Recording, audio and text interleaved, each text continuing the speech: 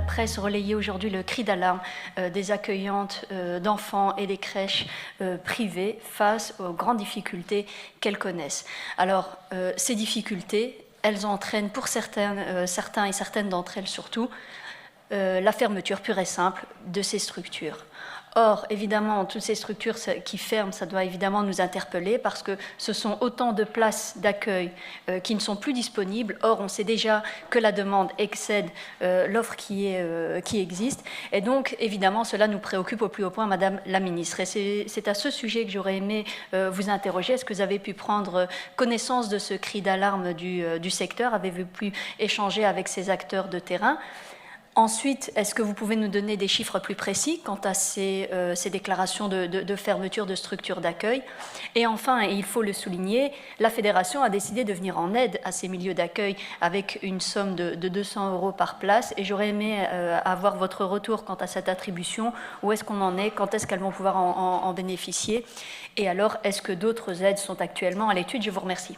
Un dispositif est en place pour justement voir comment accompagner les familles et retrouver des places pour les enfants, mais aussi accompagner les travailleuses, avec l'idée, évidemment, de perdre le moins de places possible et essayer de garder des structures qui existent en tout ou en partie.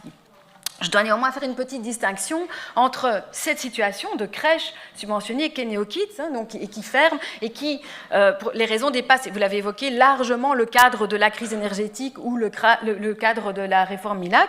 Les raisons sont bien plus importantes que ça. Et d'un autre côté, il y a ces accueillantes et ces crèches privées que vous avez évoquées, donc ces milieux non subventionnés, pour lesquels le gouvernement a voulu prendre sa part dans le contexte actuel. Bien sûr, on sait que les questions liées à la crise énergétique dépendent d'autres niveaux de pouvoir. Et d'ailleurs, dans l'article, Madame Alouche, que vous évoquez, on fait référence à des aides qui devraient venir d'ailleurs. Mais le gouvernement a décidé non seulement d'aide directe énergie de 200 €, un forfait de 200 € par place.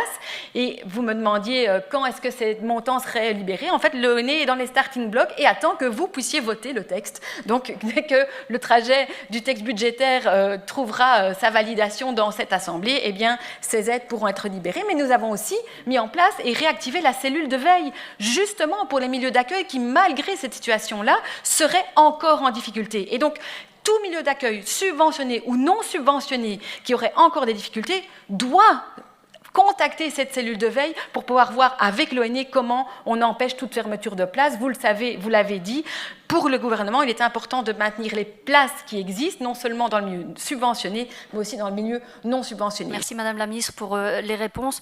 Je constate qu'il y a à la fois des mesures de fond pour soutenir ces milieux-là, comme la réforme MILAC.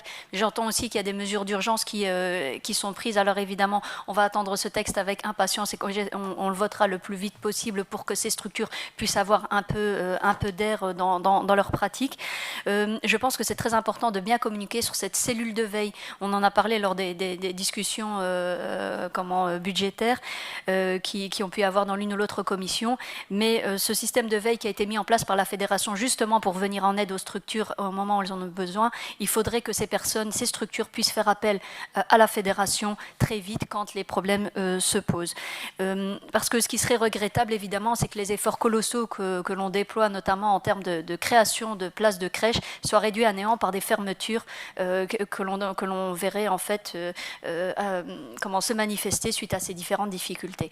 Voilà, donc on vous appelle à la plus grande vigilance à ce sujet. Merci.